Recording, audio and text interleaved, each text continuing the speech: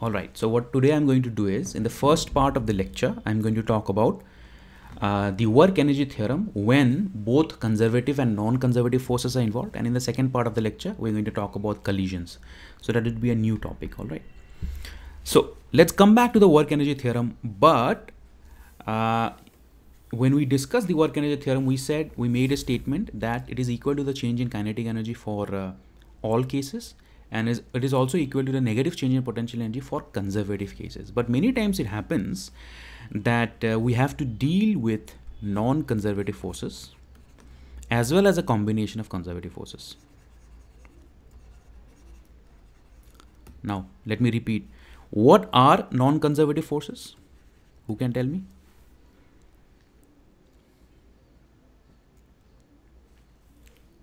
What are non-conservative forces? Forces which just work depend upon path of the Not object. independent of path work done by the forces, not Is independent of the dependent. path followed by. Is dependent. Is dependent on the path that Is is dependent followed. on the Path. path Yes. मैं as बोल रहा well हूँ as not the And endpoints, Yes. So it as is. well as the endpoint. Yes, it is not independent of the path, it is dependent on the path. For example, when you talk about friction, when you talk about drag forces, dissipative forces like air friction, drag due to some kind of a medium, like कोई object होता है, it is falling down towards the ground. Now under what the equations of kinematics, what you usually do is you assume that there is no air friction, but in real life scenarios there is air friction, and because of air friction there is some kind of a drag which is experienced by the particle. So in real world, what you encounter is that in real world you encounter a combination of conservative forces like gravitational, electrostatic, etc., and non-conservative forces. Okay, in the real world you experience a combination of conservative and non-conservative forces. So you know what the work energy theorem means for conservative forces, but what if you encounter forces which are both conservative as well as non-conservative acting in the same system? Then how can you remodify the work energy theorem? So in that kind of a case, the resultant force can simply be written as the resultant force experienced by a system in the presence of a combination of conservative forces and the presence of non-conservative forces are the sum of the forces. Forces follow the law of superposition. Yes? Yes, sir. Law of Yes, sir. superposition आपको मालूम है? A vector sum. So for example, if you want to add, if you want to find out what is the total amount of force experienced by, let's suppose, a block which is experiencing one force from this side, another force from this side, right? Then the total amount of force would be the vector sum of F1 and F2, not the scalar sum, but the vector sum of F1 and F2. Okay? So similarly, if a system is experiencing two forces, one force is conservative in nature, the other force is non-conservative in nature, then the total amount of force is just the vector sum of these two forces. ठीक है? अगर ऐसा situation होता है, in that kind of a situation, you can write down the work energy theorem in this particular manner.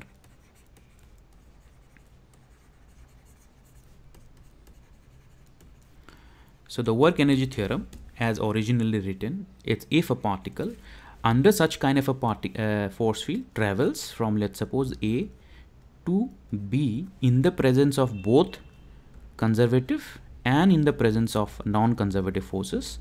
In that kind of a case, the work energy theorem is simply nothing but the line integral of the total net force dr as it goes from A to B. All right. So this integral is dependent upon the nature of the path that has been traveled. All right. Now we know that the work energy theorem tells us that this integral is equal to the difference in the kinetic energies between both these two endpoints, that is KB minus KEB minus KEA is equal to the integral from A to B F dot dr, because this is the difference in the kinetic energy works for both conservative as well as non-conservative forces. So that can be written as KEB minus KEA is equal to from A to B force can be written as a vector sum of the conservative and the non-conservative forces. So dr, so this is equal to, from A to B you have F conservative dot dr plus integral A to B you have F non-conservative dot dr. Okay, now this is an integral. Now this is an integral. The first integral is an line integral of the conservative forces, right? Is this integral going to be dependent on the path? No, sir. No, sir. Because it's an integral of conservative forces.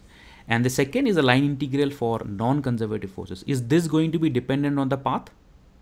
Yes, sir. Yes. So here we write the path. All right.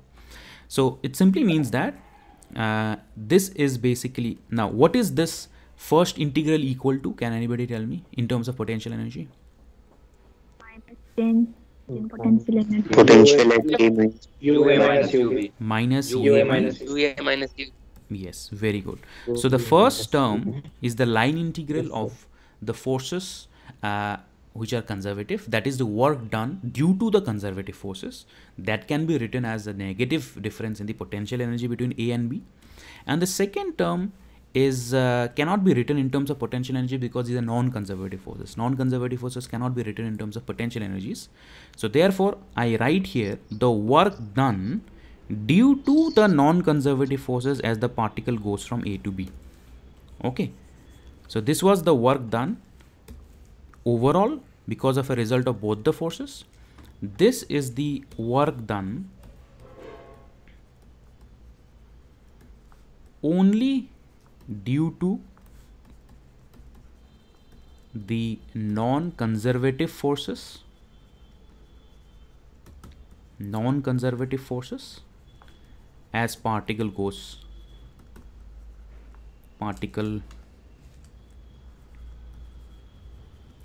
from A to B under F and C, under the force F and C. Okay, so now we can rewrite this expression as, so KEB plus UB minus KEA plus UA minus is equal to work done as particle goes from A to B under the experience of non-conservative forces. So what is this? This is the total energy of the particle at B location, and this is the total energy of the particle at A location. So EB minus EA is equal to work done by the non-conservative forces. So this gives us an expression that the work done by the non-conservative forces is equal to the change in the total energy of the particle as it goes from point A to point B. Okay, so this gives us a new relationship, and that the total amount of work which is done by the non-conservative forces, okay, by the non-conservative forces is equal to the difference in the total energy between the points A and B. So that means conservation of energy or conservation of mechanical energy does not hold true when non-conservative forces are involved, and the total amount of work which is done due to the non-conservative forces is simply reflected in the difference of the total energy between the endpoints. I have a doubt, sir. Yes. ये F को FC और FNC कैसे लिखा? क्या क्या चीज? Can you repeat the question, please? Can you repeat the question? Total forces conservative non-conservative. Actually आपकी audio clear नहीं है बेटा, तो मुझे समझ नहीं आ रहा पूछ क्या रहे हो एग्जैक्टली.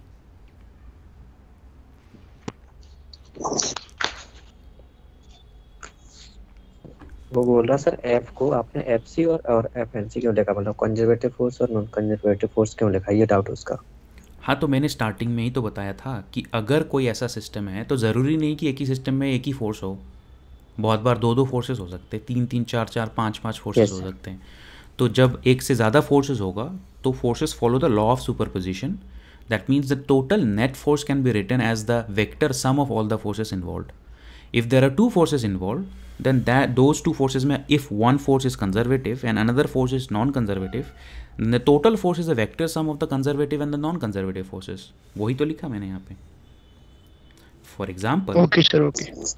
हाँ, for example, excuse me sir. आपका कोई अगर एक बॉल नीचे की तरफ गिर रहा है under the experience of gravity, then it will experience a conservative force of mg, but it will experience a non-conservative force of F drag. F drag could be, let's suppose, minus bv square or something like that. So in this case, the total force is a vector sum of these two forces. One is a gravitational force, which is a conservative force.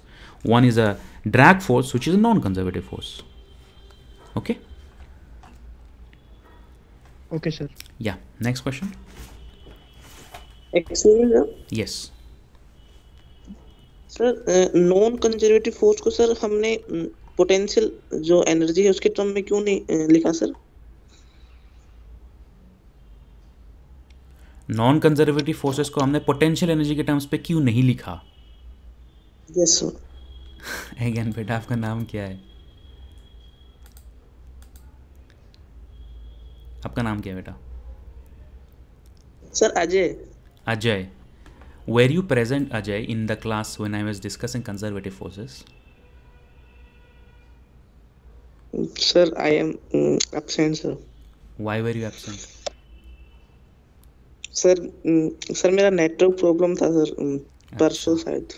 अच्छा, परसों तो नहीं हुआ था, 2 हफ्ते पहले हुई थी. तो था मेरा सर परसों.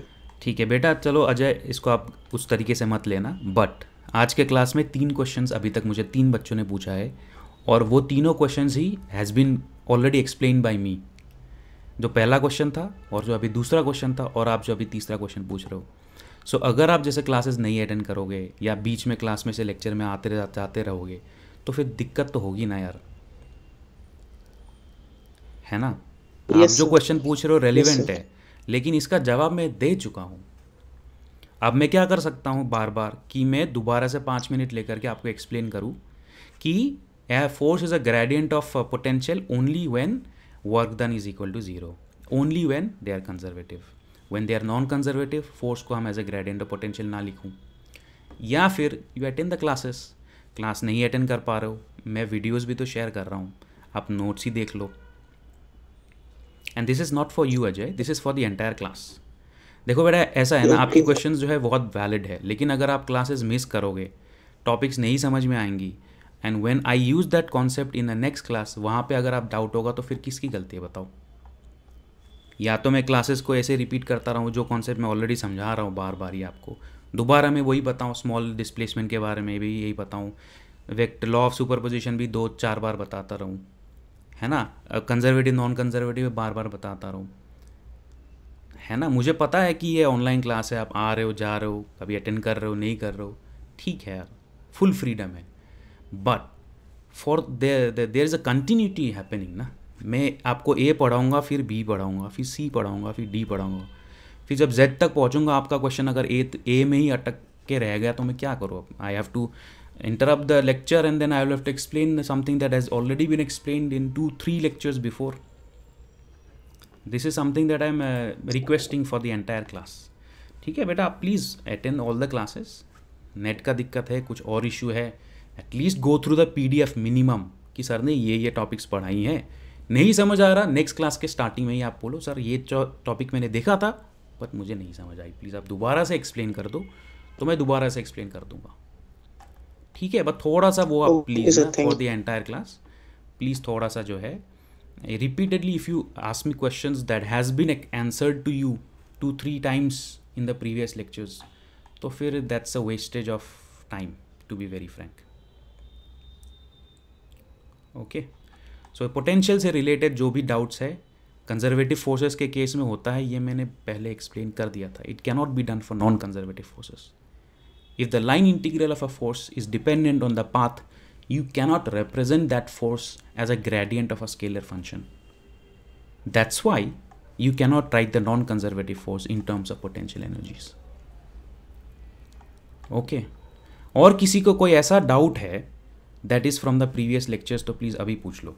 अदरवाइज फिर मेरा फ्लो डिस्टर्ब हो जाता है ना, तो फिर मुझे थोड़ा सा इरिटेशन होती है when my flow of thought gets interrupted. Please, if you have any doubt from the previous lectures, please ask right now. No, sir. Can I move ahead? Yes sir. Yes, ठीक sir. है, Yes, और अगर आप yes, बीच sir. में lecture miss करते हो तो फिर the onus is on you.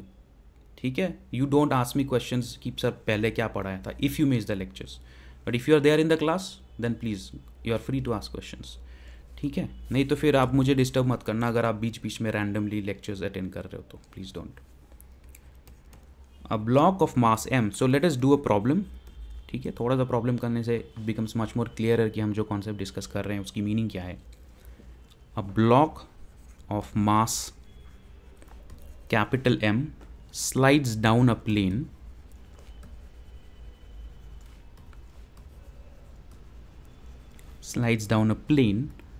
of angle theta. Find the speed of the block after it has descended through। हमने इंक्लाइन प्लेन वाला प्रॉब्लम किया था क्या? मैंने ब्लॉक इज इंक्लाइन ऑन किया था ना? अभी तक नहीं सर। नहीं सर, अभी नहीं किया सर। बट आपको आता है वो नहीं किया प्रॉब्लम? सर अभी। नहीं sir. Yes, sir. Yes sir. वो Yes, प्रॉब्लम sir. आता है नहीं, इंक्लाइन नहीं, प्लेन sir. वाला? No, sir. थोड़ा ट्राई बहुत करेंगे doubt होता सर। है। चलो फिर Sir, we मैं will सिंपल try, केस के लिए भी बता दूंगा, फिर फ्रिक्शन के लिए भी बता दूंगा, और फिर इस पर्टिकुलर प्रॉब्लम के लिए भी बता दूंगा। A block of mass m slides down a plane of angle theta. Find the speed of the block after it has descended through a height h using work energy theorem. So you use work energy theorem,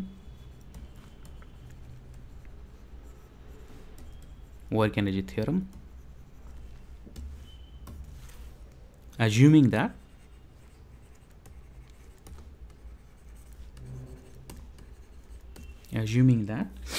it starts from rest and the coefficient of friction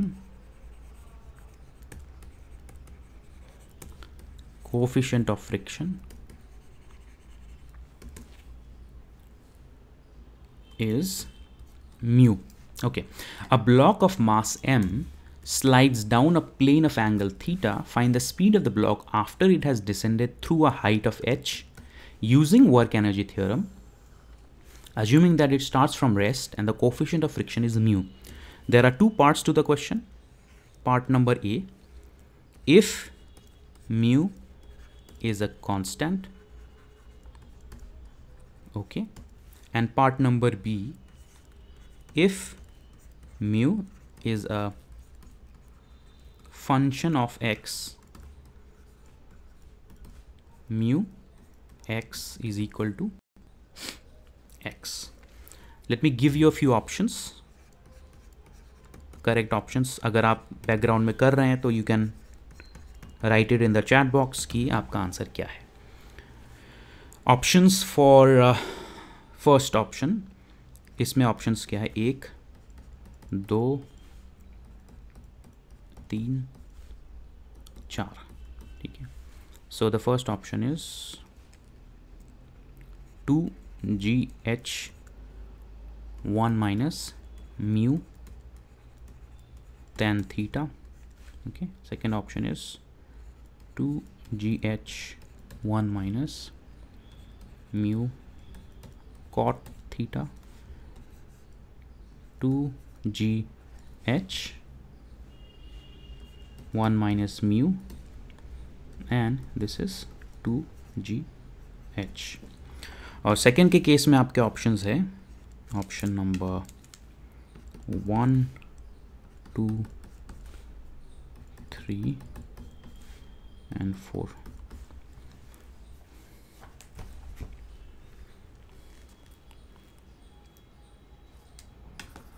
expression थोड़ा लंबा है तो option number 1 2 3 4। So this is GH 2 minus H cot theta cosec theta. This is GH 1 minus 2H cot theta, and this is GH 2 minus H cosec theta, and this is GH 2 minus H cos theta and cot theta. ठीक है, the question is very simple, लेकिन दो cases है. एक case में friction is a constant, दूसरे के case में friction is a function of distances. तो दोनों के केस में दो दो ऑप्शंस है. अगर आप कर सकते हैं तो please do it and write your answers in the chat box, and then later on you can verify whether your answers are correct or not. ठीक है. Now before I do this problem, आपने incline plane वाला problem नहीं किया है ना, थोड़ा सा आपको डिस्कस करने की ज़रूरत है. Yes sir. ठीक है, तो कर देते हैं, बिकॉज इंक्लाइन प्लेन वाला प्रॉब्लम जो है it is one of the very common problems in mechanics. तो वो कर देते हैं पहले, उसके बाद will come here. Okay, will come back to the question, but let's first discuss the inclined plane problem without the work energy theorem, then I'll use the work energy theorem. Let's first discuss the inclined plane problem, फिर I'll come back to this problem. ठीक है, इस question में मैं दोबारा से आऊँगा, but इसको मैं थोड़ा सा inclined plane problem को डिस्कस कर देता हूँ, क्योंकि मुझे लगता है मैंने थर्ड ईयर वालों के साथ डिस्कस किया, आपके साथ नहीं किया है. सो what happens is that आपके पास एक inclined plane है,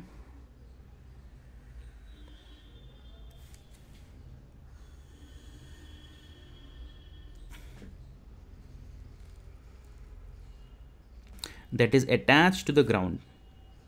Okay, इसके ऊपर कोई मास है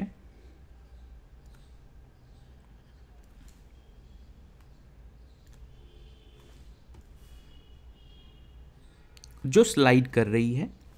okay, there is a mass m. तो mainly challenge is to find out what is the acceleration of the mass. Yes, what is the acceleration? A is the acceleration. G cos G cos theta minus. क्योंकि acceleration आपको अगर मिल जाता है तो acceleration से आप velocity find out कर सकते हो, फिर मोमेंटम फाइंड आउट कर सकते हो, फिर काइनेटिक एनर्जी फाइंड आउट कर सकते हो, फिर कितना टाइम लगता है नीचे पहुंचने तक वो फाइंड आउट कर सकते हो, what is the final velocity जब वो नीचे पहुंचता है वो फाइंड आउट कर सकते हो, वगैरह वगैरह. एक बार आपको एक्सेलरेशन मिल जाए तो हर अलग अलग तरीके के वेरिएबल्स को आप फाइंड आउट कर सकते हो. नीचे पहुंचने में कितना टाइम लगता है, नीचे पहुंचने में कितना डिस्टेंस ट्रैवल करना पड़ता है, नीचे पहुंचने के बाद मोमेंटम क्या होता है, नीचे पहुंचने के बाद काइनेटिक एनर्जी क्या होती है, नीचे पहुंचने के बाद various other quantities you can find out if you only find out acceleration. So majority of the time जो क्वेश्चन में आपको एक्सेलरेशन ही पूछा जाता है कि what is the acceleration. Now mechanics. Yes sir, g sin theta minus mu cos theta होगा. I am coming to it. आपको अगर आंसर मिल गया तो you can write it in the chat box, तो यू कैन कंपेयर. ठीक है, I am coming to it. Let me derive, है ना, before telling with the answer, because what's important is that it's not to get the answer, it's to understand how we come up with the answer. ठीक है, it's the rules that we follow in various mechanical problems. मैंने आपको starting में भी बताया था कि theory classes में प्रॉब्लम सॉल्विंग के लिए हमारे पास ज़्यादा टाइम नहीं होगा, इसलिए आप इसको ध्यान से सुनो. मैं दो तीन रूल्स बता रहा हूँ. सबसे पहली बात तो ये है, mute your mics guys, once you ask the question please mute the mic. सबसे पहला रूल तो ये है कि to imagine that we are looking at this motion from what kind of a reference frame. Mute your mics.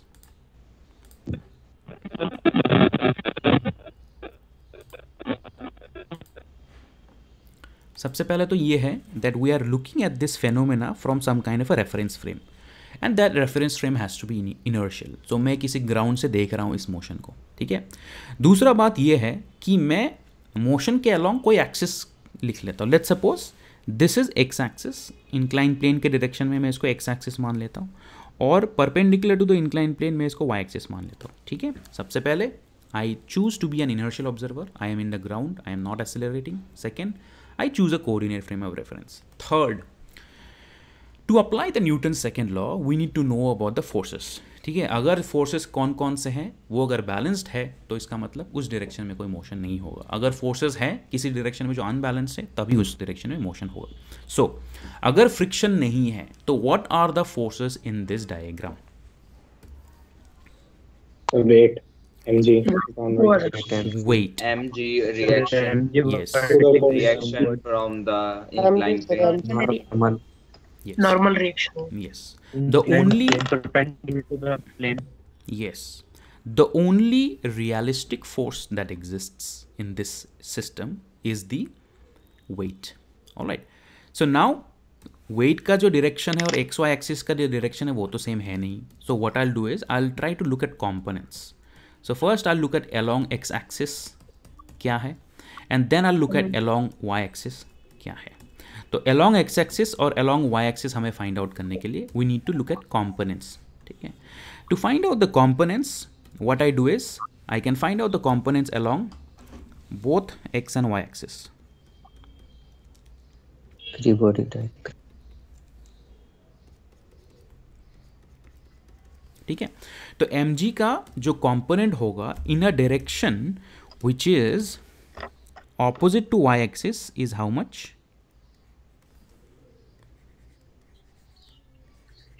mg cos mg cos theta. Cos theta. All right, you can find this out from the looking at the setup of the diagram, from the trigonometric relationships. And what is the force component along the inclined plane? G sin mg sin theta. Very good. This is because yes, this is because this angle is pi by 2 minus theta. ठीक है. So if this is pi by 2 minus theta, so इसका जो component है along this direction, this gives me cos pi by 2 minus theta, which is mg sin theta, and इसका जो direct component along this direction, which is sin pi by 2 minus theta, which is cos theta. ठीक है. तो अगर आपको नहीं समझ में आ रहा है cos theta sin theta क्यों हुआ है, just look at the setup, just look at the angle, just look at the lines, and from trigonometric relationship of finding components, you can find out that this is mg cos theta, this is mg sin theta. Now, y-axis में, is there any motion happening in y-axis? In the y-axis, No, sir. there is no motion along y-axis. Lekin there is a force mg cos theta. So if there is no motion along the y-axis, there must be some other force that is balancing mg cos theta. And this force which balances mg cos theta is known as the normal reaction. Okay. normally Yes. So this is known as normal reaction force. Normal reaction force is a contact force. So contact force arises due to the setup, and it is in contact with a surface, and that surface is preventing it from going downwards. Therefore, the reaction force associated with this contact is known as the normal reaction force, which is N. And in the y-axis, since there is no motion, the normal reaction force must be equal to mg cos theta. If they are not equal, there has to be a motion. If they are equal, there is no motion along the y-axis. Now, along the x-axis, let's suppose there is no friction. In the case of no friction, for no friction, what do you get? You get mg sin theta is the only force, right? Yes, sir. Yes, sir. So Yes, sir. therefore there is motion along the x-axis. Yes. Yes. So Yes, sir. whenever there is motion along the x-axis, what do? You apply the Newton's second law. Newton's second law is only applicable when there is motion along the axis. So if there is motion, that means the acceleration that is produced is a result of some kind of a unbalanced force, जिसको हम net force लिख सकते हैं. ठीक है. If there is a net force, then the acceleration produced in the system is a result of that unbalanced net force, and this net force is mg sin theta. This is equal to ma. All right. So that means, quite simply put, in the most simplistic scenario of the inclined plane problem, the acceleration is equal to g sin theta. Yes, this is your answer. The acceleration is equal to g sin theta. Have you understood? Yes, sir. Yes, sir. Yes, sir. Yes. Fine. Now, let us look at the situation. Now we can complicate the problem by various ways. Let us look at the situation if friction is present. If friction is present. Now you know what is friction. Friction is a kind of a force that arises due to contact whenever a body is in relative motion. And the nature of a friction is such that it is always proportional to the normal reaction force, sliding friction. And some exceptions are there. But जब motion हो रहा होता है, in that kind of a situation, the amount of frictional force is directly proportional to normal reaction force. Object कितना heavy है, frictional force उतना ही ज़्यादा होगा. Light object है, frictional force कम है. Heavy object है, frictional force ज़्यादा है. And the proportionality constant is given by what is known as mu n. Yes, this is something that you know. This is something that is arising from an experimental fact. Yes? Yes, sir. Yes, sir. So in that kind of a scenario, frictional force always acts opposite to the direction of motion. That is here. मैं इसको यहाँ पे भी draw कर सकता हूँ, नीचे भी ड्रॉ कर सकता हूँ. कुछ किताबों में जो है सरफेस में ड्रॉ कर देते हैं. Doesn't matter. All it matters is that x axis के पॉजिटिव में है या नेगेटिव में है. That's all it matters. So frictional force acts along the direction that is negative of x axis. तो अब मैं क्या कर सकता हूँ? Along x axis I can rewrite the Newton's second law. I can say that under friction I can write the Newton's second law, that the net force is equal to mass times acceleration. So what is the net force now? In the x-axis, mg sin theta minus f. mg sin theta minus f. Very good.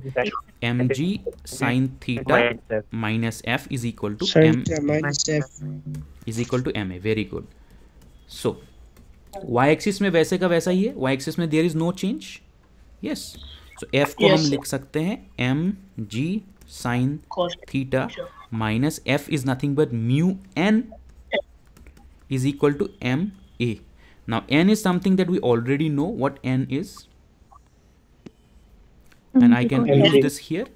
If I use this here, this simply becomes mg sin theta minus mu mg cos theta is equal to ma. So this simply gives you g sin theta minus mu cos theta is equal to a, or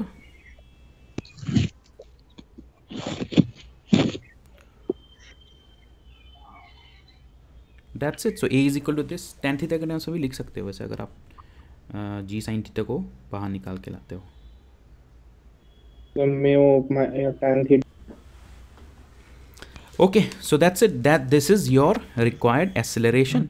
Now कुछ questions ऐसे आ सकते हैं. Sometimes they ask you a question that what is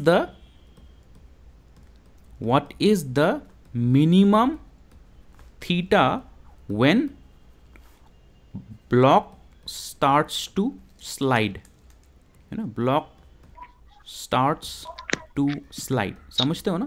block starts to slide मतलब आपका surface ऐसे होगा तो slide नहीं करेगा. अगर आपका सरफेस ऐसे होगा तो स्लाइड नहीं करेगा. एक पर्टिकुलर एंगल पे ही वो स्लाइड करना शुरू करेगा जहाँ पे theta will have some value. Okay, अगर ये सरफेस है, अगर ये सरफेस है, नो स्लाइडिंग मोशन. अगर ये सरफेस है, नो स्लाइडिंग मोशन. अगर ये सरफेस है तो वो स्लाइडिंग मोशन शुरू होगा. ठीक है, अगर थीटा इज इक्वल टू 0 है, this is theta is equal to 0, no sliding motion. If theta is equal to some value greater than 0, no sliding motion.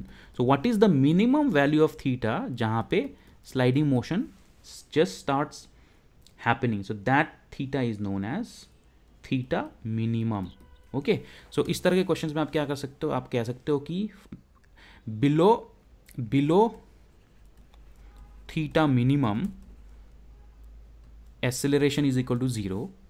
Then you can say g sin theta minus mu cos theta is equal to 0, or you can say sin theta is equal to mu cos theta, or tan theta is equal to mu, or theta minimum basically is equal to tan inverse mu.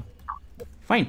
सो ये अलग अलग तरीके के questions जो है paper में आता है. मैंने बस थोड़ा सा आपको ये प्रॉब्लम इंट्रोड्यूस करा दिया है, but the question can be various very different. Yes, हाँ जी. फ्रिक्शन कभी फ्रिक्शन mg sin थीटा से ज्यादा हो सकता है. फ्रिक्शन mg sin थीटा से ज्यादा हो सकता है क्या? देखो, फ्रिक्शन की वजह से कोई ऑब्जेक्ट मूव नहीं करेगा. फ्रिक्शन की वजह से हमेशा ऑब्जेक्ट में रुकावटें पैदा होंगी. mg sin थीटा से ज़्यादा हो गया तो वो तो ऊपर अपने आप मूव करना शुरू करेगा ना. Friction is a force that arises due to contact and its job is always to prevent the motion, ना कि to create a new motion. ठीक है, अगर mg sin थीटा से ज़्यादा हो गया तो वो तो ऊपर की तरफ मूव करना शुरू करेगा अपने आप. कभी देखा है ऐसा होते हुए? ओके है ना, वो नहीं होता है. फ्रिक्शन नहीं. जैसे जैसे फोर्स बढ़ेगा फ्रिक्शन भी बढ़ेगा. ठीक है, but it will B such. So basically ये जो क्वेश्चन है, इस क्वेश्चन का आंसर यहाँ पे देते हैं by saying this is the maximum friction. किताब में ऐसे दिखते हैं, मैंने नहीं लिखा था, बट यहाँ पे जो है मैक्सिमम फ्रिक्शन ये है. लेकिन अगर आप किसी फ्रिक्शनल फोर्स को किसी ग्राफ में प्लॉट करना चाहते हो तो वो फ्रिक्शनल फोर्स जो है it keeps on increasing. Alright, जैसे जैसे फोर्स बढ़ता है frictional force keeps on increasing, और जैसे जैसे मोशन स्टार्ट होता है तो frictional force becomes constant, but it will be never be greater than the forces that are causing the motion in the first place. Yeah okay sir. Alright, many sir students. Yes sir एक बार वो समझा दो, वो angle π/2 - theta कैसे है inclined plane में वहाँ पे? हाँ जी, तो यहाँ पे बहुत बच्चों को डाउट होता है, मुझे मालूम है. तो आप मुझे एक बात बताइए, ये आपका डायग्राम है, ये एक डायरेक्शन है. ठीक है, ये एक डायरेक्शन है. ठीक है, और ये आपका है mg, है ना, और ये आपका है नेगेटिव y एक्सिस, और ये आपका है पॉजिटिव x एक्सिस. ठीक है, दिख रहा है. और ये जो है आपका ग्राउंड है, दिख रहा है. तो ये आपका क्या हुआ, ये हुआ आपका थीटा. दिख रहा है. Yes sir. तो ये तो राइट एंगल ट्रायंगल में π/2 - थीटा नहीं होगा. Okay sir. Right angle triangle हो गया ना ये. ओके तो ओके सर. ये आपका एक राइट एंगल ट्रायंगल हो गया ना. ये एक राइट एंगल ट्रायंगल हो गया ना. Okay sir. तो π/2 - थीटा होगा. तो यहाँ पे क्या होगा फिर, इस डायरेक्शन में कंपोनेंट क्या होगा, mg cos π/2 - theta. Yes yes sir. mg sin theta. हाँ, और इस डायरेक्शन में क्या होगा, mg sin π/2 - theta. Understood? Yes sir. Alright, now ये आपको समझ में आ गया. ये है the traditional easy way of doing the problem. This is what we have given here is the little bit more complicated way of doing the problem. ठीक है, a block of mass m slides down a plane of angle theta. Find the speed of the block after it has descended through a height h using the work energy theorem. तो हमें यहाँ पे work energy theorem use करना है, ना कि Newton second law. Assuming that it starts from rest and the coefficient of friction is mu. एक बार coefficient of friction को हम कांस्टेंट मानते हैं, दूसरे केस में for some reason, whatever the reason भी, कोफिशिएंट ऑफ फ्रिक्शन को हम कोई फंक्शन ऑफ एक्स मानते हैं. ठीक है, तो let's do this question for these given details. तो हम आगे बढ़ते हैं. Let's come back to the question.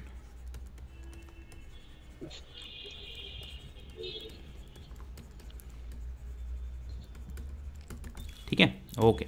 So if we come back to the question and if we sort of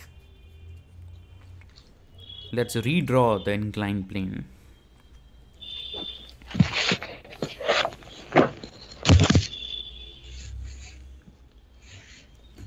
Okay,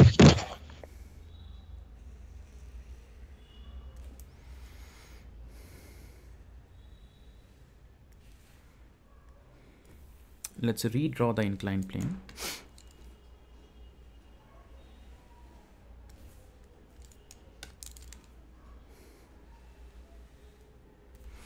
and this is your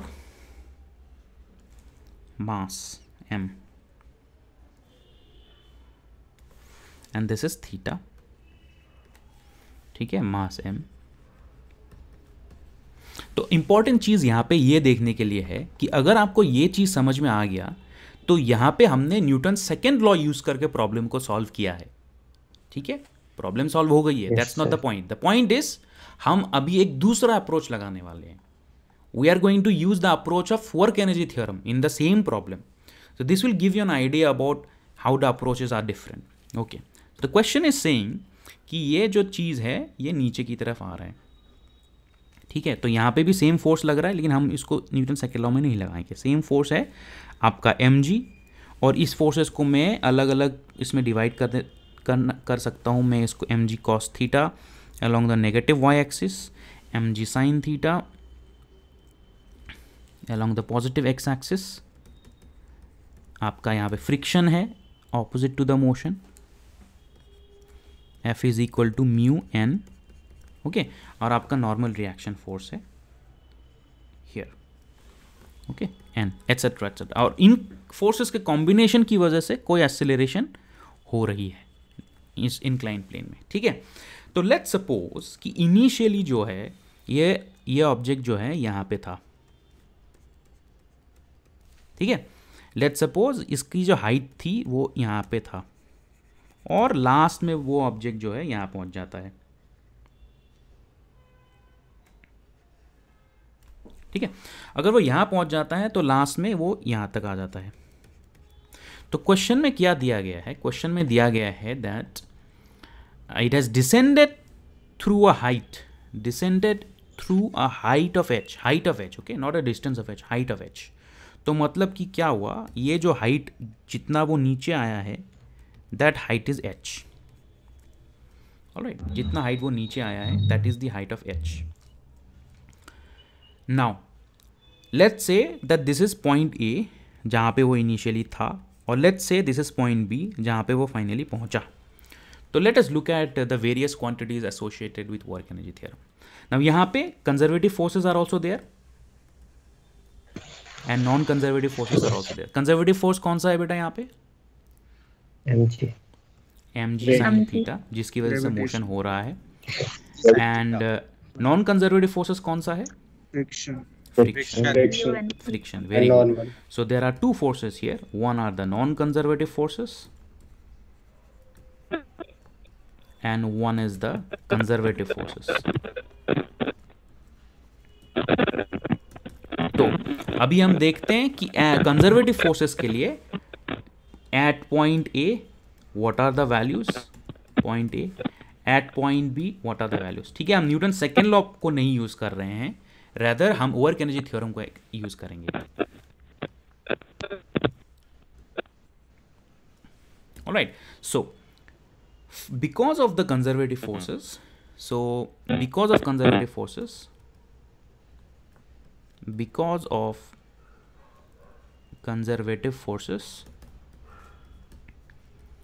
what is the kinetic energy at point A? zero, Zero. What is the kinetic energy at point B? Half mv square, let's suppose. Half mv. What is the potential energy at point A? mg. mgh। अरे potential energy A में zero कैसे हो गया? mgh। And what is the potential energy at point B? Zero. What is the total energy at point A? Zero. Total energy at point A. mgh. And what is the total energy at point B? Total energy at point B? half mv square, half mv square। Alright. ये यहाँ तक समझ आ गया आपको? Yes sir। Alright. yes sir, Kinetic energy at A, kinetic energy at B, potential energy at A, potential energy at B, and total energy at A and total energy at B, ठीक है ना। अगर non conservative forces नहीं होता तो मैं यहाँ से इन दोनों को यूज करके एक जो है रिलेशनशिप ऑब्टेन कर लेता, व्हाट इज द वेलोसिटी, ठीक है। यहाँ पे क्या पूछा हमें, व्हाट इज द वेलोसिटी। यहाँ पे हमारा वेलोसिटी कितना होगा, यहाँ पे हमारा वेलोसिटी होगा v is equal to u t plus u plus at, root 2, initial velocity plus at time कितना टाइम लगा, एक्सेलरेशन फाइंड आउट किया, वेलोसिटी निकल गया, ठीक है, ये भी एक लंबा प्रोसेस है। यहाँ पे अगर वेलोसिटी कितना होगा, again v is equal to u plus a t हम यूज़ कर लेंगे, अगर रेस्ट से है तो u 0 हो जाएगा वेलोसिटी फाइंड आउट करने के लिए। लेकिन यहाँ से हमें डायरेक्टली वेलोसिटी मिल जाएगा। Let's suppose for no friction आप कंजर्वेशन ऑफ एनर्जी को यूज़ कर सकते हैं ना, mgh is equal to, equation नहीं लगा सकते मोशन की डायरेक्ट, क्या चीज़, b square equal to, third equation नहीं लगा सकते मोशन की, b square equal to a square plus 2gs वाला या 2as वाला।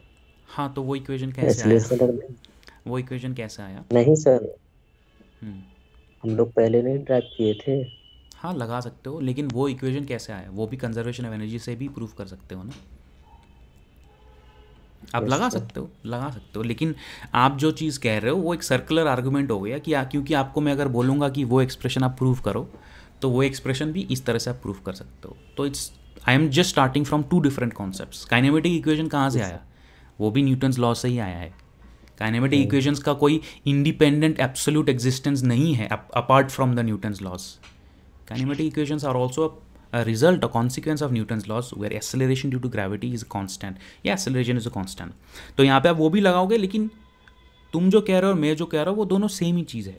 वो ये है कि यहाँ पे mm कांस्टेंट हो गया, v square is equal to 2gh और v is equal to √2gh। Are you understanding what I am saying?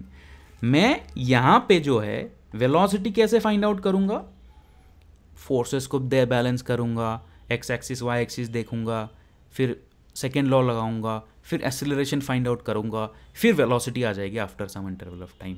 Yes, और यहाँ पे डायरेक्टली हो गया मेरे को 2 लाइन में। Are you understanding? So this is one approach to do the problem if there is no friction present.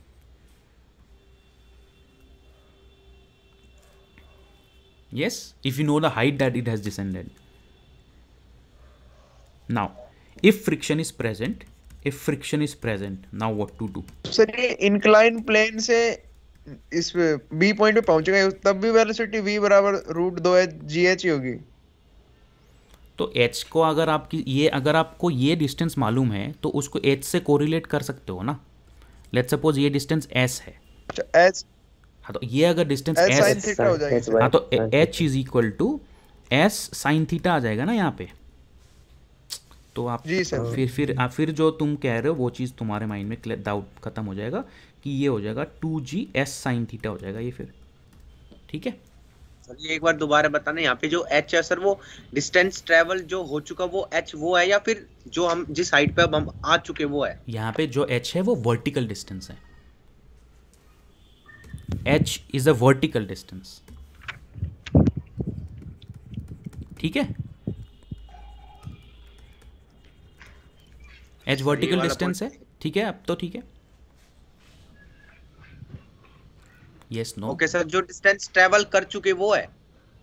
नहीं, vertical distance, vertical समझते हो ना, एकदम सीधा। ओके सर, इस जो ये आपने a से b तक बनाई है, हाँ, इसके और इसके बीच की vertical distance. Got it sir, got it. और s क्या है? s ये डिस्टेंस है, यहाँ से यहाँ तक जो डिस्टेंस है, दोनों को हम कैसे कोरिलेट कर सकते हैं? h is equal to s sin theta, बस। Okay sir. तो अब let's come back to the question. मुझे लगता है क्वेश्चन में बहुत ज़्यादा टाइम लग गया, बट कोई बात नहीं, it will give you a little bit of an idea how to use work energy theorem and specially ये। तो हमने यहाँ पे कौन सा रिलेशन ऑब्टेन किया था? We obtain this particular relationship that the work done by non conservative forces is equal to the change in kinetic, change in total energy, right. तो यहाँ पे नॉन कंजर्वेटिव फोर्स कौन सा है? नॉन कंजर्वेटिव फोर्स है friction, ठीक है। तो friction is a non conservative force, friction is non-conservative, okay। तो how to find out the work done due to friction as it goes from A to B, ठीक है। that is what we want to find, we want to find the work done due to the friction as it goes from A to B। so as it goes from A to B due to friction, F dot dr is what it is we are interested in finding, yeah। Yes, sir. So what is f? Yes. F is equal to mu n. F is equal to mu n dot Yes, sir. Dot R D R है, तो D R किस तरफ है? D R इस तरफ है. F yes. किस तरफ है? एफ इस तरफ है. एफ इस तरफ है, डी आर इस तरफ है. तो दोनों के बीच का एंगल क्या हुआ? 180. 180 degrees. 180 degrees. So mu 180 degree. yes mu n cos pi dr हो गया ना ये, from a to b. Yes, sir. Yes. So this is nothing but cos pi is what? -1. So from a to b, mu n is nothing but mg cos theta dr into dr. Dr is what? An integration along the direction in which it is traveling. So therefore, let's suppose the distance that it has traveled is the distance of s. It has traveled a distance of s. Okay? So if it has traveled the distance of s, therefore this integration will not give you nothing but minus mu m g cos theta नहीं आएगा, sorry cos pi तो हो गया ना, m g dr की जगह पे आएगा m g s. ठीक है सर एक बार प्लीज रिपीट कर दीजिए. The work done as the object goes from A to B under the experience of the force friction F is nothing but integral of F dot dr. ठीक है, dr is the small infinitesimal displacement along the inclined plane. तो inclined plane में जहाँ displacement हो रहा है और force की direction का angle क्या है? पाई है ना. तो ये डॉट प्रोडक्ट में cos पाई आ गया, cos पाई आ गया तो यहाँ पे माइनस साइन आ गया. n क्या है? n is nothing but mg, sorry mg cos theta, sorry अरे यार n is equal to mg cos theta. मैं गलती से भूल गया, गलती से मिस्टेक हो गया. तो dr, so this is nothing but mg cos theta s. Okay, mg cos theta s. So this is your work done. So mu mg cos theta s. Sir last में ये एस कैसे आया, एक बार फिर से बता दो. ये इंक्लाइन प्लेन है ना, यस और ये आपका ये है. तो ये जो डिस्टेंस है जितना नीचे आया है, ये डिस्टेंस है आपका s, और ये जो वर्टिकल हाइट है वो है आपका h. तो dr क्या है?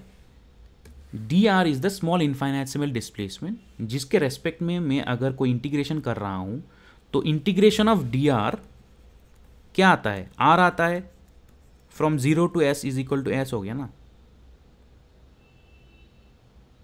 लेट्स सपोज यहाँ पे ओके सर, x ही लिख दूं, मैं x लिख दूं, चलो x लिख देता हूँ, चलो छोड़ो x लिख देता हूँ, x लिख देता हूँ. तो यहाँ पे x लिख दूं तो चलेगा, तो ये x लिख देता हूँ मैं, पूरे x के टर्म्स पे लिख देता हूँ, सॉरी.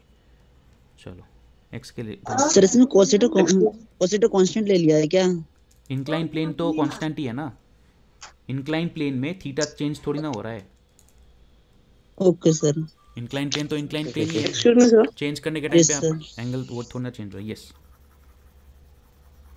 सर जैसे जैसे सर डिस्टेंस बढ़ेगा नीचे आएगा तो सर हम मतलब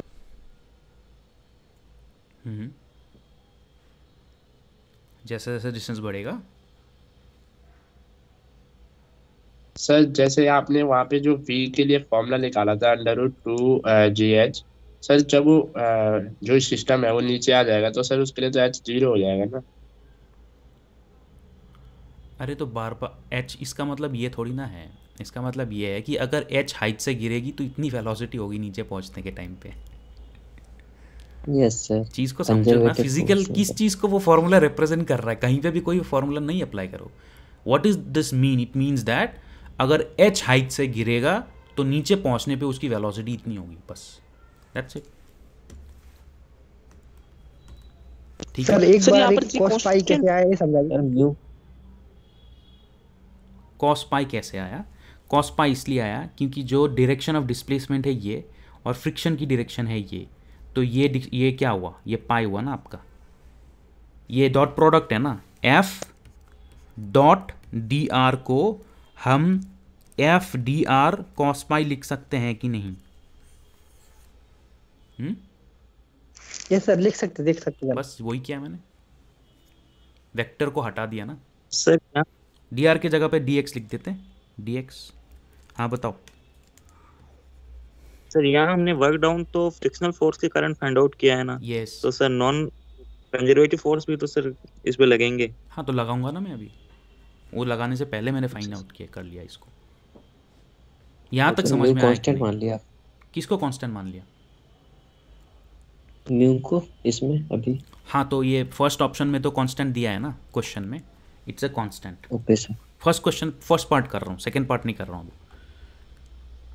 यहाँ से ये समझ में आ गया बेटा? यहाँ तक क्या कर रहे हैं? Excuse me sir. यस।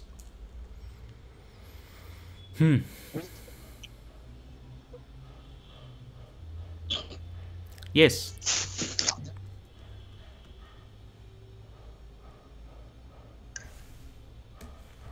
चलो फिर let's continue. So what is h? H is equal to x sine theta, है ना? H is equal to x sine theta, है ना? Yes, sir. Yes, sir. So that means x is equal to h upon sin theta, है ना?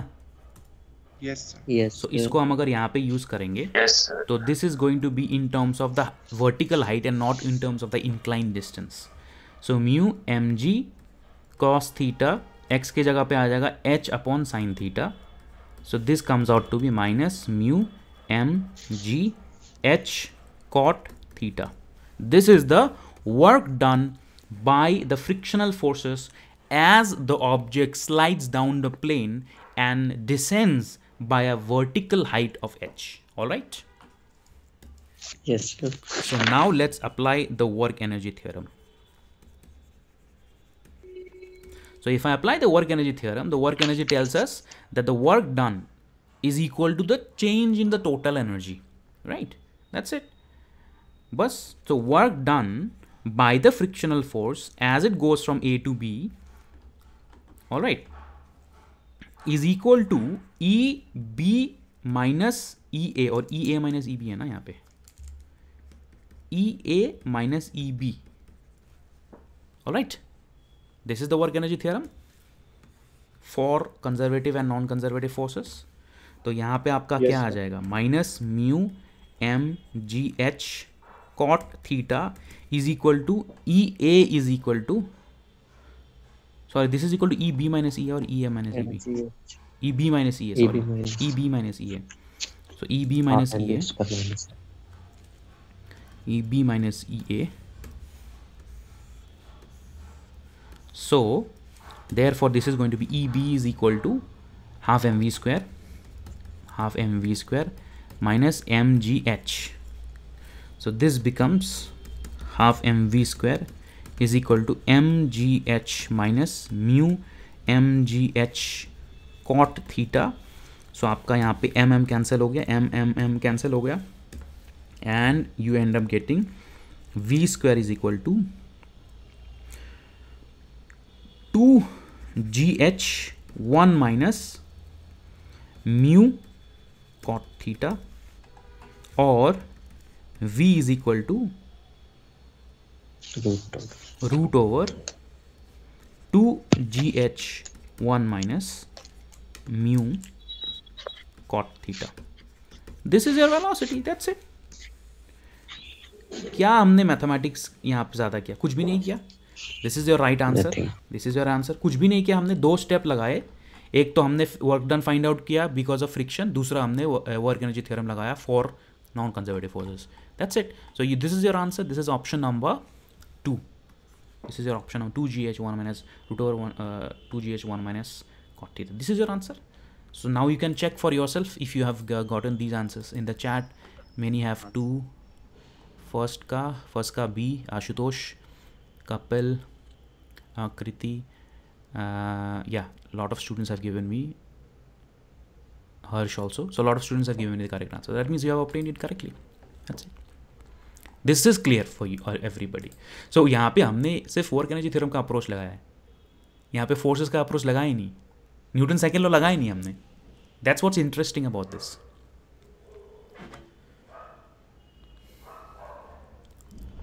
जैसा हमने यहाँ पे वर्क न्यूटन सेकेंड लॉ लगाया था, यहाँ पे हमने न्यूटन सेकेंड लॉ लगाया ही नहीं. हमने सिर्फ काइनेटिक एनर्जी, पोटेंशियल एनर्जी को फाइंड आउट किया. That's all.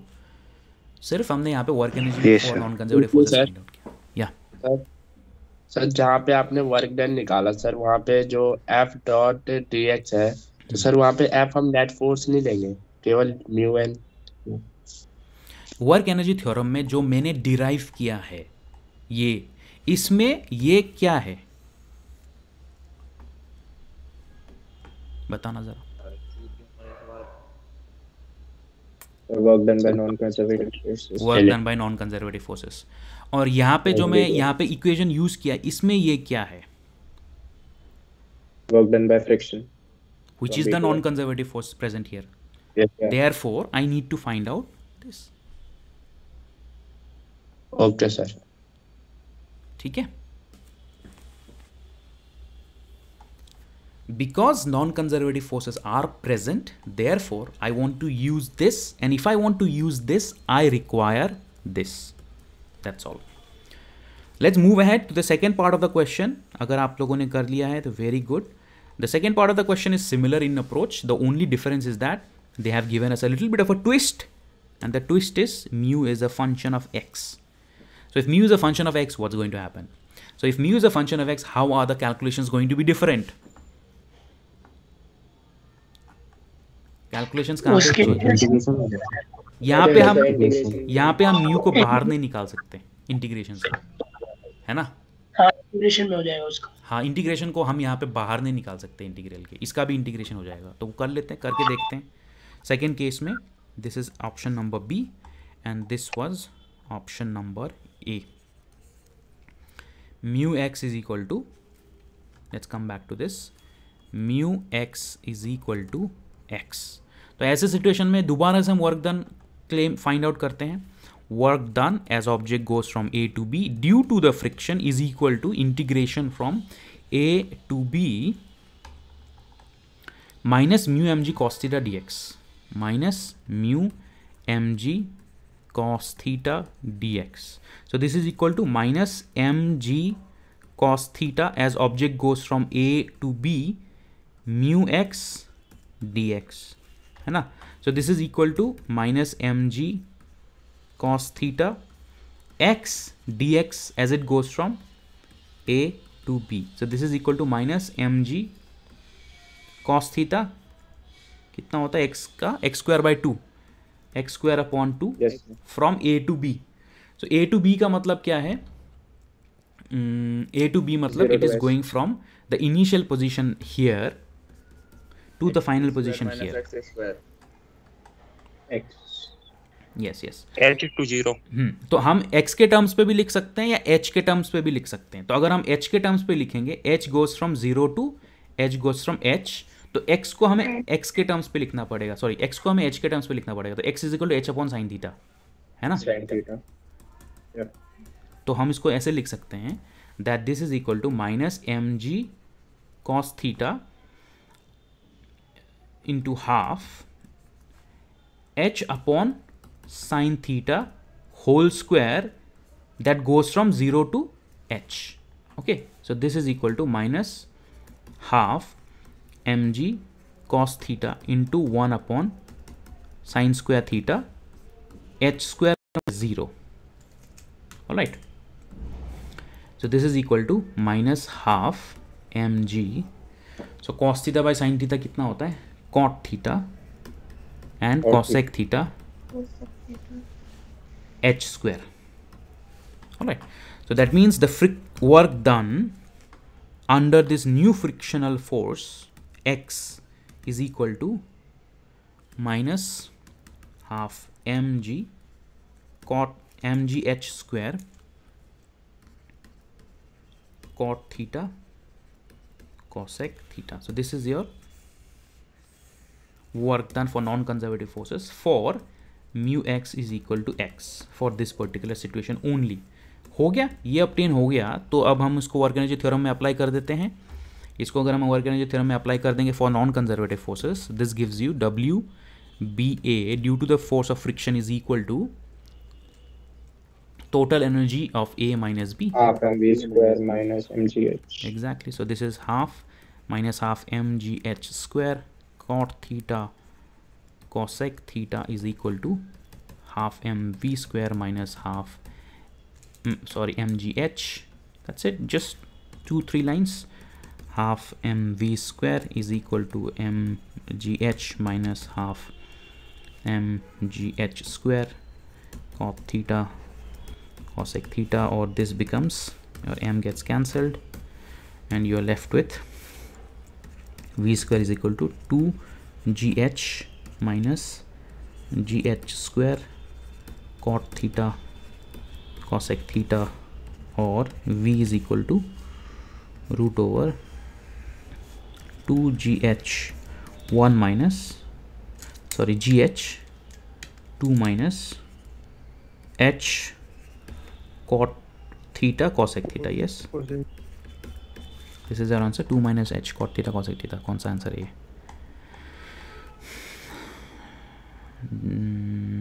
First option ना, gh2 root over gh 2 minus h cot theta cosec theta. This is your answer. This is your answer. That's it. We have solved the problem. We have solved a very difficult problem यार. You guys should be proud. मतलब इस level पे इतना difficult problem थोड़ी देर बाद ही जाके करते, इतना हम people start from simple. सही है. हाँ? We are kidding or just सही It है? was easy, sir. It was easy. Okay. Yes, sir. अच्छी बात है यार. सर अच्छी आप बात है. क्वेश्चन उसमें तो ये पहले से ही था, क्या चीज? आपने कल भेजा था. उसमें क्वेश्चन था क्या? हाँ सर था. हाँ ओके ओके. हाँ मैंने कल जो भेजा था वो यूनिवर्सिटी से आया है. ठीक है, तो आप उन क्वेश्चंस को प्रैक्टिस ज़रूर कीजिए. There is a chance that those kind of questions can come in the university exams also. Alright, so मेरा जो मेन ऑब्जेक्टिव था, it was just to give you a flavour of how a very simple problem जिसको हम Newton second law से solve कर सकते हैं can also be solved using the work energy theorem for various situations. Friction being absent, friction being present, friction having some kind of a functional relationship. And if you understand the concept of how to do it, then the problem becomes very, very easy. If you don't understand it, these simple concepts, then it becomes difficult. Otherwise, it's very easy. Okay. मैंने आपको करके दिया तो easy लग रहा है, नहीं तो थोड़ा सोचना पड़ता है कभी-कभी. Anyways, shall we move forward? Can I wrap up work energy? So this is for this. Can I wrap up work energy theorem? Yes sir. Yes sir. Alright. एक छोटा सा प्रॉब्लम है, मैं आप कर देता हूँ wrap up. कितना टाइम बचा है मेरे पास? हाँ है, थोड़ा सा टाइम है. Can you find out using the concept of potential energy? मुझे स्टार्टिंग में कर लेना चाहिए था. Can you find out using the concept of potential energy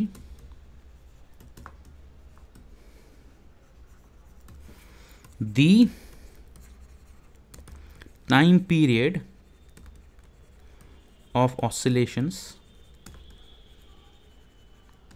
of a pendulum for small oscillations? है ना, आपको मालूम है इसका आंसर क्या है ना, मालूम तो है ना, time period of A pendulum. Yes sir. 2 हाँ, but can you find out using the concept of potential energy जो हमने डिस्कस किया है?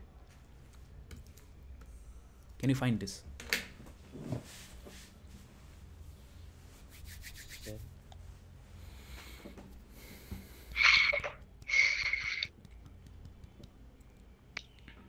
हो जाएगा. तो अगर आप कर सकते हो तो करो, नहीं तो फिर मैं डायरेक्टली आपको बता ही देता हूँ.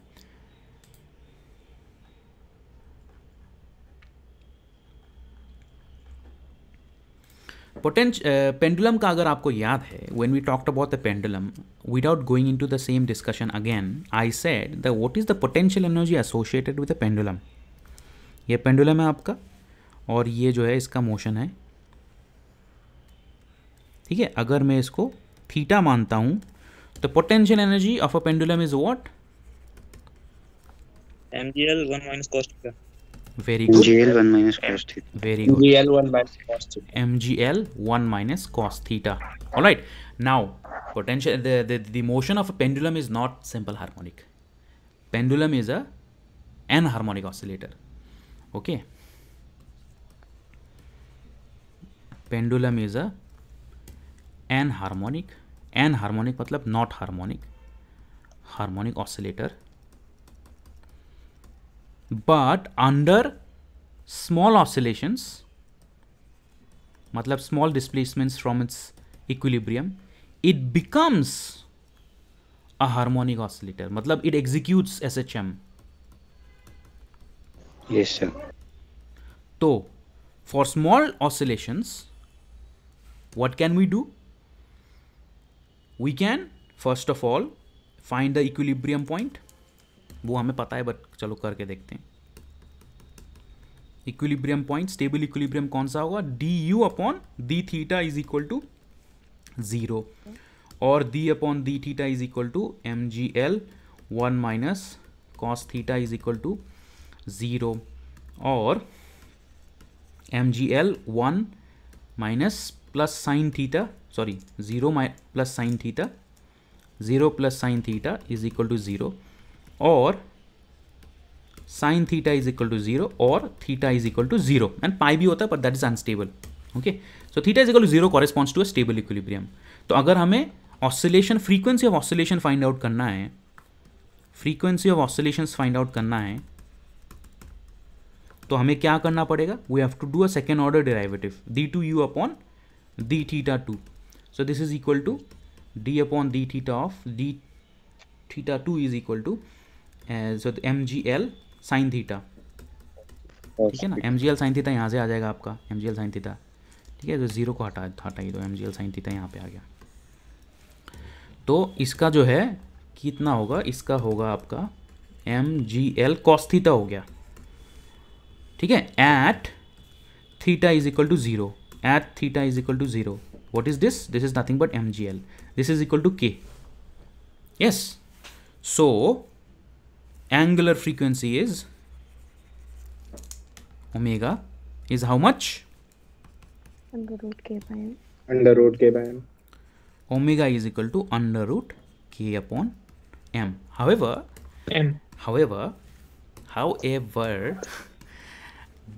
this is not translational motion. This is rotational motion. और जब हम rotational motion की बात करते हैं, the rotational analog of mass is what? Moment of inertia. Rotational analog, तो आपको एक नया चीज़ सीखने को मिल रहा है अभी. Rotational analogue of mass. तो हमने यहाँ पे मास यूज़ किया है, बट क्योंकि ये रोटेशनल मोशन है और क्योंकि हम पोटेंशियल एनर्जी को थीटा के रेस्पेक्ट में देख रहे हैं, we are looking at it from the perspective of theta because it's a rotational motion. The rotational analogue of mass is moment of inertia. We will talk about moment of inertia later on when we discuss rotation, but the difference is that when we are looking at rotational motion, instead of mass, what you have is the rotational analog of mass, which is I. तो ये आपका कितना हो गया? K is mgl. And what is the rotational moment of inertia of a simple pendulum? ml square. ml square. Very good. ml square. This gives you g upon l. ठीक है, so time period t is equal to 2 pi upon omega. So this is equal to 2 pi upon L upon G. So you get this answer. ठीक है, you can obtain this answer using potential energy diagram the way we have done it, or you can also obtain it using the Newton's second law. किया है कभी life में Newton's second law use करके? Yes sir. No, sir. Yes, क्या होगा यार? तुमने second order differential equation लिखा होगा, डी टू थीटा ये लिखा, d two theta upon d t two plus g sine theta, ऐसे करके कुछ इक्वेशन आया होगा ना, g sine theta something something क्या था, जी साइन थीटा था ना, इज इक्वल टू 0, ऐसा कुछ इक्वेशन आया होगा आपका.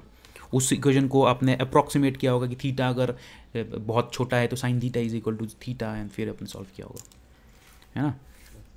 D two theta upon d t two plus k upon m में क्या आता है? के अपॉन एम में जी अपॉन एल आता है.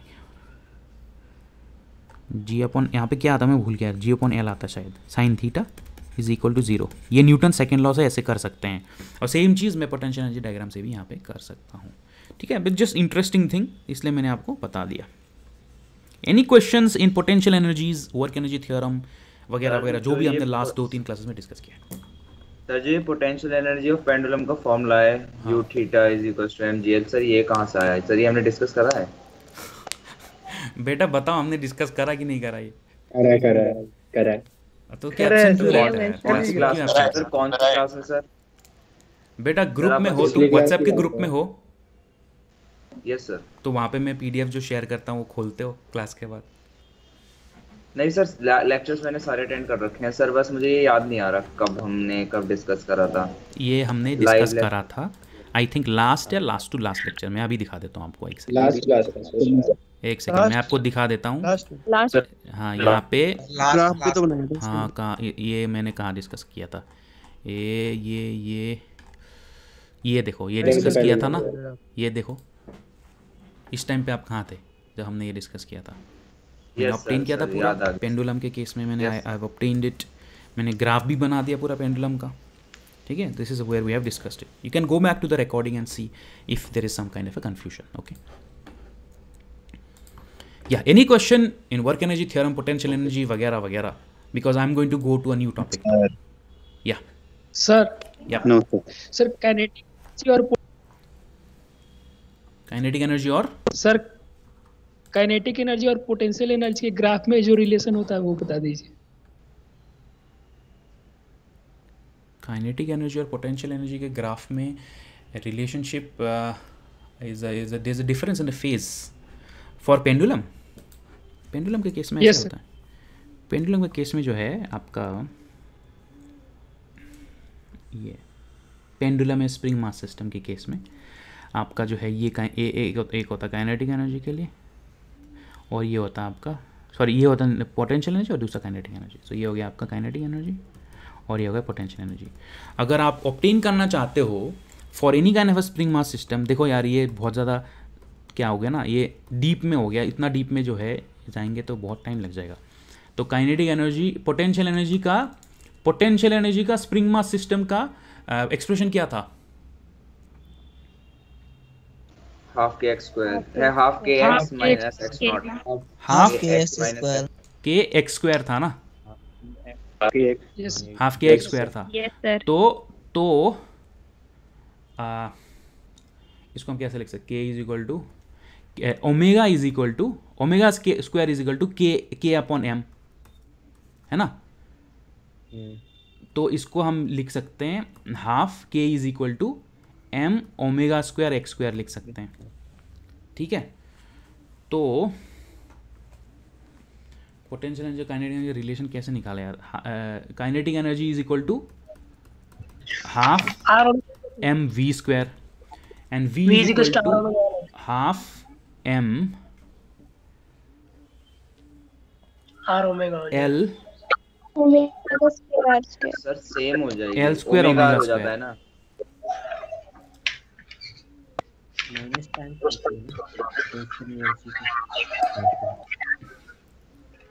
V is equal to R omega, V is equal to no there is some sir x omega नहीं आएगा sir, V is equals to x omega जब हाँ sorry x spring mass system के लिए करेंगे तो V is equal to x omega, तो x square omega square आ गया, ठीक है? तो अरे यहाँ पे कुछ थोड़ा सा एक ट्विस्ट है, half m omega square and this is equal to no okay sorry, so this is equal to half m a square, let's suppose half m k a square. तो यहाँ पे आपका टोटल काइनेटिक एनर्जी आ जाएगा, ये total potential energy at the extreme, ठीक है? Which is equal to the, तो ये तो टोटल एनर्जी हो गया। तो इसको मैं रिलेशन कैसे बनाऊँ यार काइनेटिक एनर्जी पोटेंशियल एनर्जी का? देखो रिलेशन तो यही होगा that K E plus P E is equal to half k a square, है ना? इससे आपको ऑब्टेन कर सकते हो एक रिलेशनशिप अगर आप चाहो तो। Half m v square plus half k x square is equal to half k a square, है ना? तो सर यहाँ पे सर जो इस पेंडुलम में होगा ना तो सब कंजर्वेटिव फोर्सेस होंगे, तो यहाँ पे जो काइनेटिक एनर्जी होगी वो minus times of potential energy. नहीं, let's suppose this is spring mass system. Pendulum के लिए हम नहीं बोल रहे हैं क्योंकि पेंडुलम फॉर स्मॉल ऑसिलेशंस के लिए बोल सकते हैं। तो spring mass system is completely harmonic oscillator. तो ऐसे सिचुएशन में जो है आप ऑब्टेन कर सकते हो। सर एसएचएफ में सर v वर्सेस x का रिलेशन होता तो है sir, v square is equal to omega square a square minus x square, तो बस वैल्यू पुट कर देंगे। हाँ, v is equal to a root over ये होता ना, v is equal to omega under root a square minus x square. हाँ, ये हो गया आपका रिलेशनशिप। अब इसे बस पुट कर देंगे, आ जाएगा।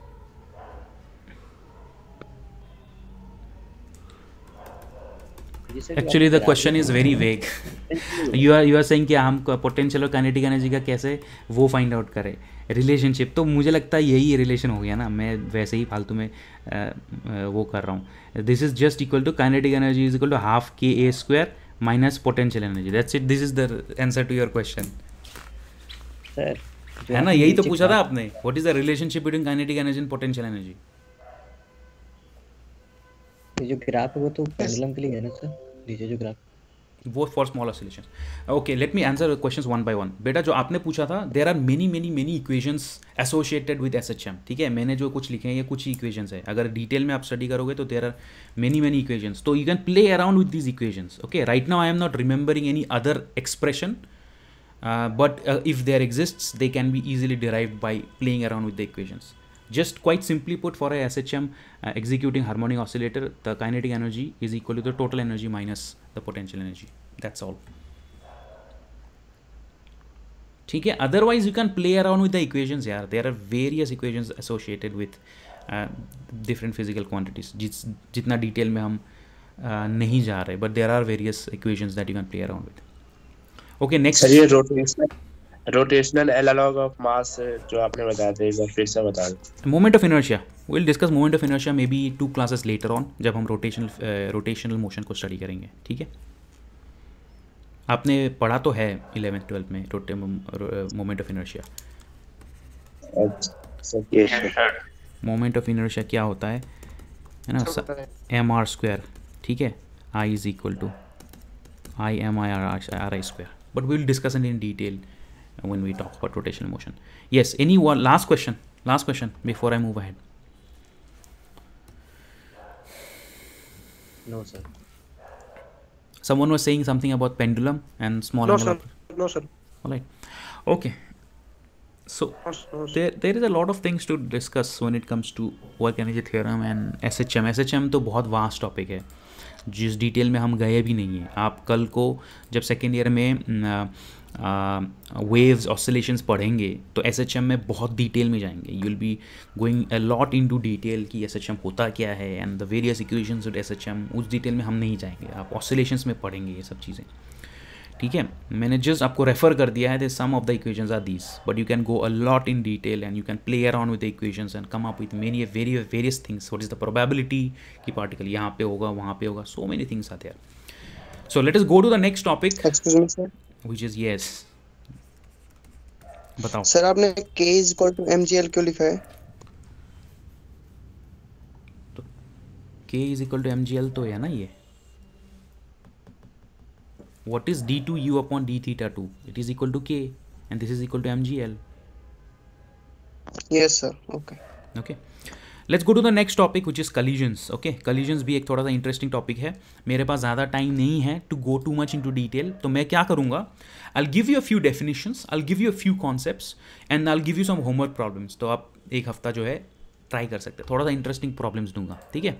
कलिजन्स में क्या होता है, the main thing that you need to know is 2 things, momentum conservation, energy conservation, ठीक है?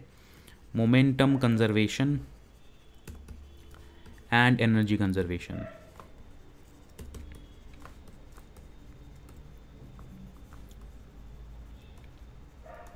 Okay, so let me give you an example. If there are 2 bodies that are colliding, कभी किसी ने बिलियर्ड्स पूल खेला है? Pool पता है ना? हाँ सर। कैरम बोर्ड खेला है? कैरम बोर्ड खेला है? हाँ सर, खेला है। कैरम बोर्ड तो खेला है ना? कैरम बोर्ड में क्या होता है? खेला है सर। हाँ चलो, कैरम बोर्ड इस एंगल देख के लगा। हाँ, कैरम बोर्ड ही मान लेते। कैरम बोर्ड का ये क्या बोलते हैं इसको, ये एक मास है, स्ट्राइकर है, स्ट्राइकर है। तो कभी कभी क्या होता है, तो कैरम बोर्ड में दोनों बंदा गुस्से में आ जाते हैं, ये बंदा भी एक साथ और दूसरा भी एक साथ मार देता है, ढाम करके स्ट्राइक करता है, ठीक है। सो ये एक मास है जो आ रही है from this direction. So this is a mass m1 that has a velocity v1 vector, और दूसरा जो मास है स्ट्राइकर के ऑपोजिट में जो बंदा है उसने मास m2 को वेलोसिटी v2 वेक्टर के डायरेक्शन में मार दिया, ठीक है। अब ये क्या होता है, यहाँ पहुँचने के बाद दे इंटरैक्ट, ओके। जब they reach the point O, when they reach the point O, यहाँ पे they interact and a collision happens. ना वो इंटरैक्शन क्या है उसके डिटेल में हम नहीं जाएंगे, मैकेनिज्म ऑफ इंटरैक्शन में हम नहीं जाएंगे, we are not interested in the mechanism of interaction. What we are interested in is ये इंटरैक्शन होने से पहले और होने के बाद की फिजिकल क्वांटिटीज को हम कैसे रिलेट कर सकते हैं, ठीक है।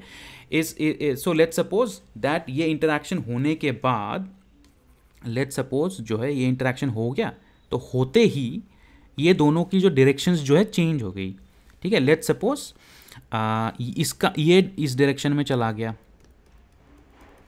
और दूसरा ये पार्टिकल जो है इस डायरेक्शन में आ गया because of the collision. So this striker जो है it goes in this direction, but in a new direction the mass m1 goes in a new direction with a velocity v1 dash, and the mass m2 goes in a new direction with a velocity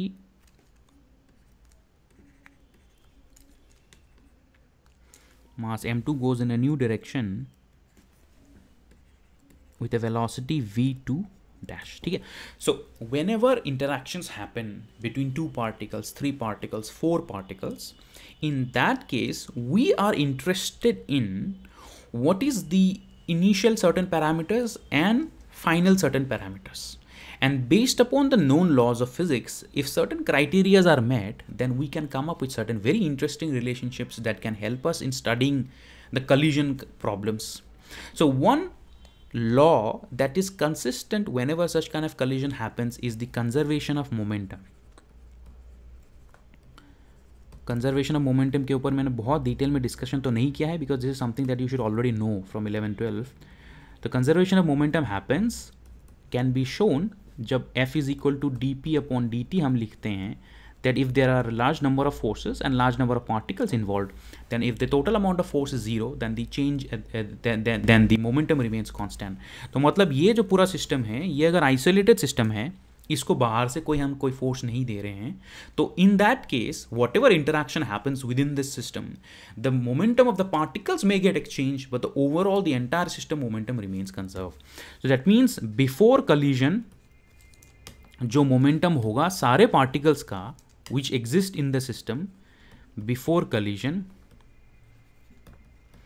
and after collision जो momentum होगा सारे particles का, they are a constant of motion. So that means m1 v1 plus m2 v2, which represents the total momentum of the system before the collision, is equal to m1 v1 dash plus m2 v2 dash, which is equal to the total momentum of the system after the collision.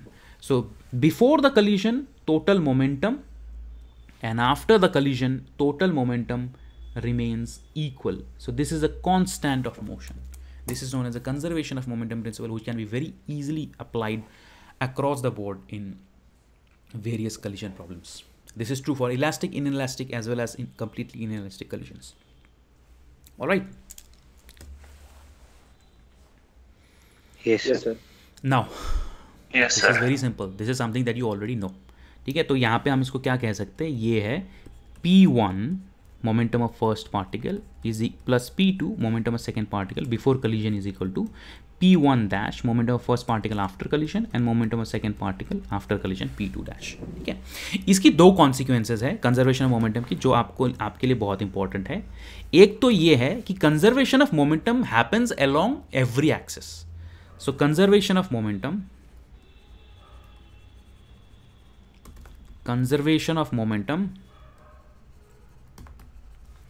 is true for components also, true for component wise।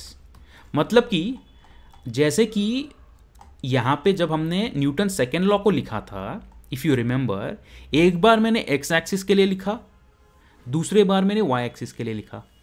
Yes, separately लिखा ना।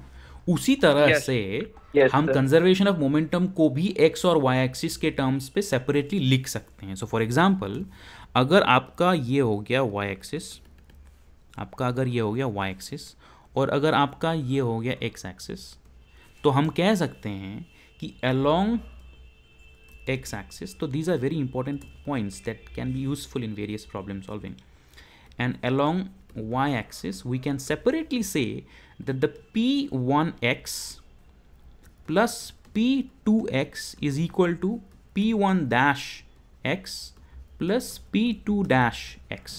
So p1x क्या represent करता है? It represents the momentum of both the particles p1x and p2x along the x-axis, and this represents the momentum of both the particles along the X axis before and after collision. ठीक है, तो यहाँ पे अगर हमको कोई theta मालूम होगा तो हम cos theta sine theta find out कर सकते हैं, right? Are you understanding what is the meaning of this? This means the momentum component of the particle, first particle before the collision along the x-axis. And this is the momentum component of the second particle along the x-axis before the collision. This is the momentum component of the first particle after the collision along the x-axis.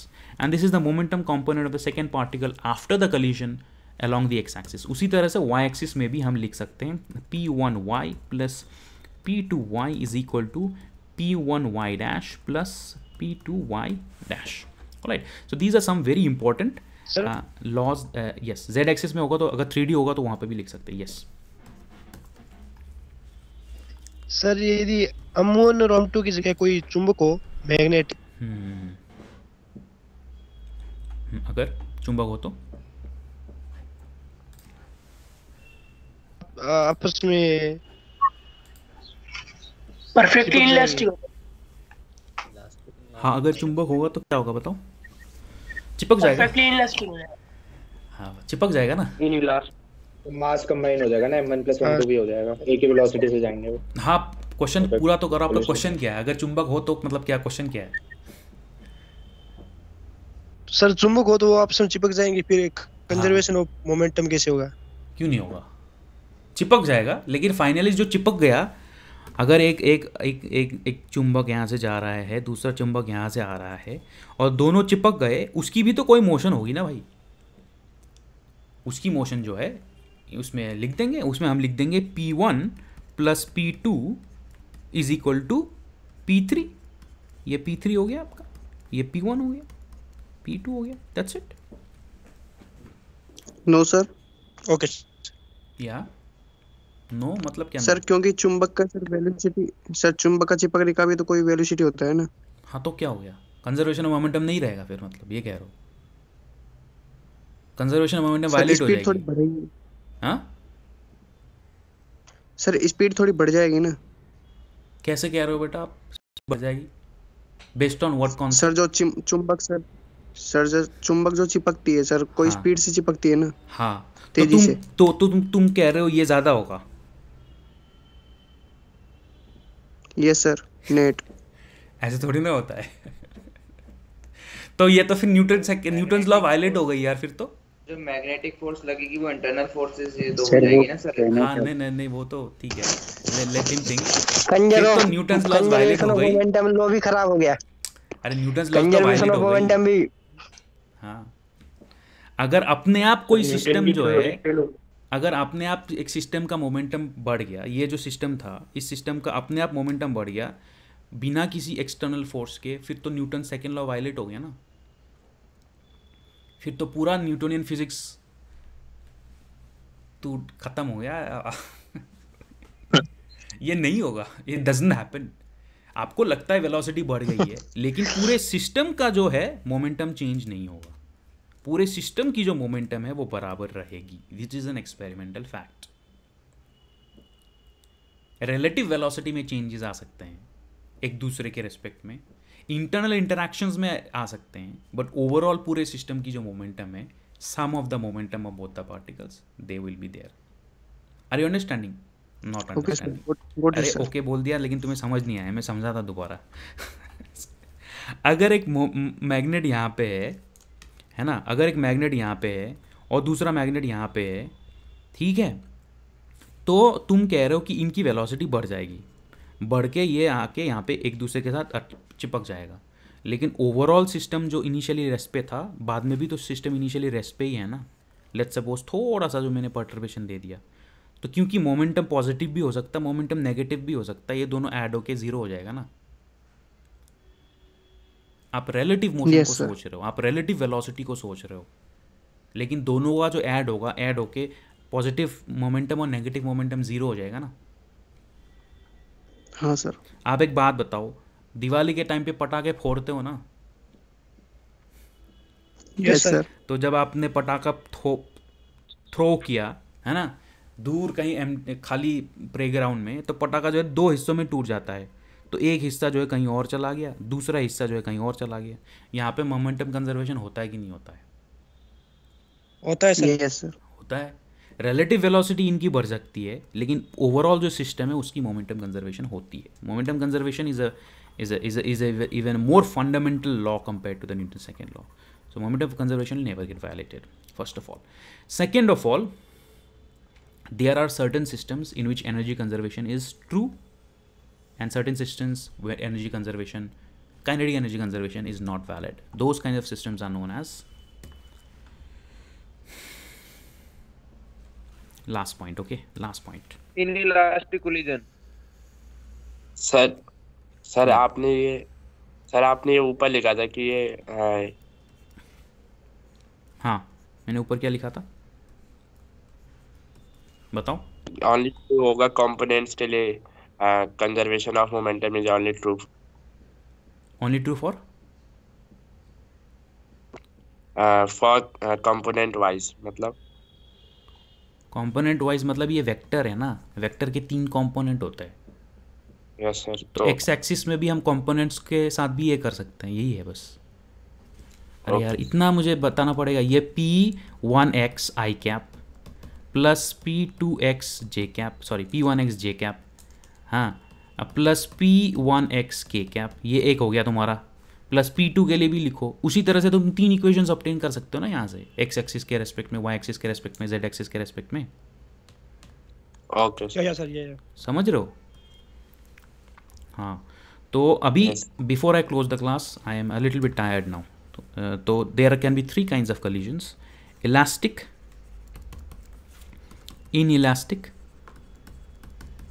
And perfectly inelastic.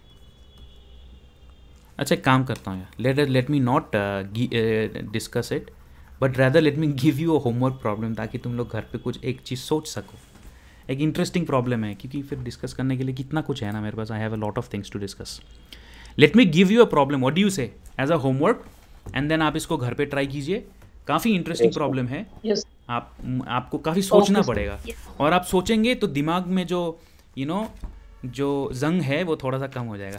जितने सारे spider waves बने हैं ना, थोड़ा सा smooth हो जाएगा आपका brain. So interesting question I am giving to you.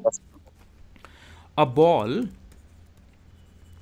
is dropped vertically from height h on a plane surface and permitted to bounce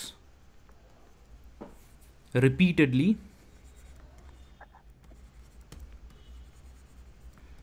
along a vertical line. After every bounce,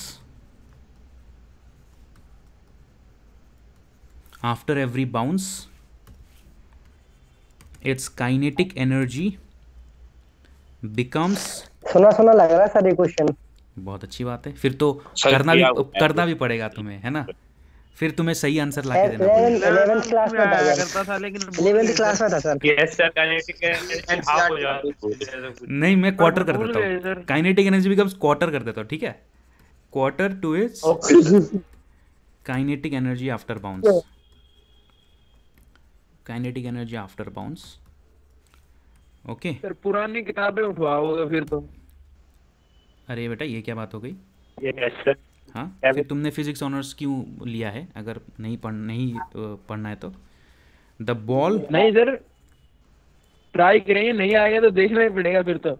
हाँ तो ठीक है, अगर ऐसी बात है कि पढ़ चुके हो तो फिर तो तुम्हें सही आंसर देना पड़ेगा। गलत आंसर दिए तो तुम फिर कान पकड़ के उठक बैठक करना 10 बारी, ठीक है। तुमने मुझे बोला ना अभी पुरानी किताब उठाओगे, तो अगर तुम्हारा आंसर जो है गलत आ गया तो तुम्हें, हाँ कोई बात नहीं यार, कॉलेज में सर बेंच के ऊपर खड़े हो जाएंगे।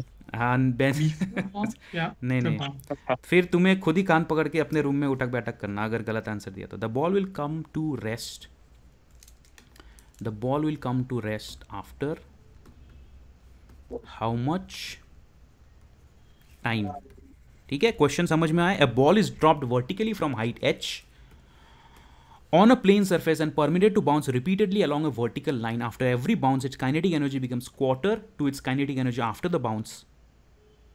Sorry, after every bounce, its kinetic energy becomes quarter to the kinetic energy before the bounce. ठीक है, kinetic energy before the bounce. The ball will come to rest after how much time?